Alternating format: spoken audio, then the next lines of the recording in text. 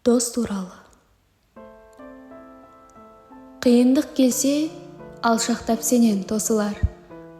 Досым көп деме, достыңда қазір досы бар. Сүрінген сәтте демеу боп тастап кетпесе, шынайы досың, бауырым міне осылар.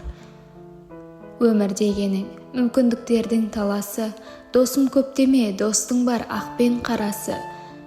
Жаманнан жирен, аңқылдақ досқа жақын бол, он саусақтың да бірдей болмайды саласы. Малдыкі сыртта, адамның іште аласы.